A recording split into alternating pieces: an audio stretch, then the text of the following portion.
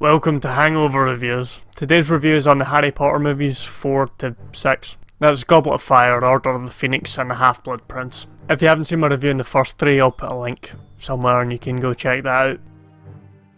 Goblet of Fire is the 4th film in the franchise. The only one in the series directed by Mike Newell, who has a pretty diverse filmography. He directed Prince of Persia, The Sands of Time, Donnie Brasco and 4 Weddings and a Funeral. The movie, he isn't also a funeral director. This one, Harry, he goes back to school and there's a tournament that he's too young to be in, but he's in it because he's Harry Potter. How much would you hate this guy if you were at that school? Especially if you were in another house. 2,000 points to Gryffindor because Harry Potter. And you're like, motherfucker, I organised a litter picking, where's my points? You can tell right from the start of Goblet of Fire that the music isn't as good. John Williams is gone. It's not a bad score, but it's not John Williams. This one doesn't start with Harry's horrible, disgusting family, so that's nice. But it does start with the Quidditch World Cup. And if you watched my last video, you know how I feel about Quidditch. Though the visuals are pretty amazing throughout.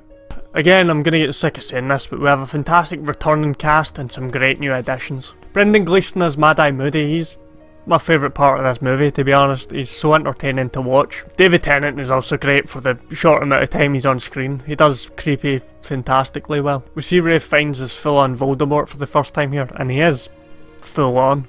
He's ridiculously over the top, but it works so well in this instance. The whole Harry being in the tournament thing is really stupid. Why can't they just go, his name was in the cup, but he's too young and we have 3 people, so... What happens if you ignore the cup? Why is this wizard society so reverent towards hats and cups? And fucking Quidditch? Sorry. The costume design for the tournament is really good. I like Harry's wizard trackies. I like how some people must have sat down at some point and gone, what do athletic wizard robes look like? And they nailed it. For a Hangover, this one isn't great. It's a bit hectic with the dragon and the mer people and whatnot. And there's whiny teenage problems and Mona Myrtle's back in a really creepy bath scene. Also, there's a little disgusting fetus man. And it gets a bit emotional towards the end. Having said all that, this movie is really fun. So it's not the best thing to watch with a hangover, but I certainly don't think you'd have a bad time. Order of the Phoenix is the first one in the series to be directed by David Yates, who went on to direct the rest of the series. This one starts at the swing park from Terminator 2, and then some weird shit happens, and then Harry goes to school, and a woman from the ministry takes over, and it's bad. The start of this movie felt really weird and disjointed to me. To be honest, I didn't really understand what was happening. I don't know if it was like a dream sequence or a vision or something. Throughout this movie I felt like the director was trying to put a stamp on it a little too hard. And some of the artistic choices he made seem a little bit odd. Some of them do work though, and you get some really nice shots. The new additions to the cast this time are Imelda Staunton and Helena Bonham Carter, both of whom have played Mrs. Lovett and Sweeney Todd. I clearly just read that off Wikipedia, didn't I?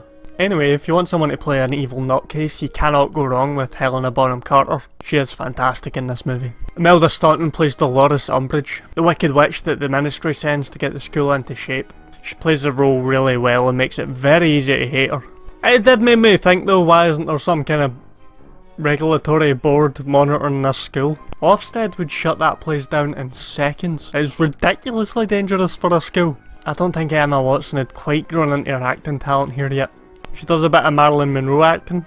By that I mean she does her line, then changes her facial expression to suit it, and she cannot act laughing. At all. The special effects clearly take a jump up in quality here. The magic and everything looks a lot better than it did in previous movies. There's some really cool wizard fights with the Death Eaters. Here's the thing though, I'm pretty sure you could just hit a Death Eater with a brick and take them out. Or any wizard for that matter. No one's prepared for a brick to the head. Harry takes over the role as the defence against the dark arts teacher here. And turns out to be the best teacher they've had at that. Not because he's amazing, just because they've had terrible teachers. I mean, Lupin was alright, but he's a werewolf, so...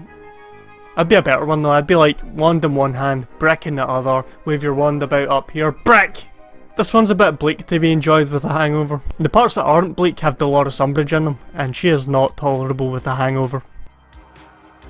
Harry Potter and the Half-Blood Prince is the one where Dumbledore tells Harry to get weirdly close to a teacher and then he takes him to a cave.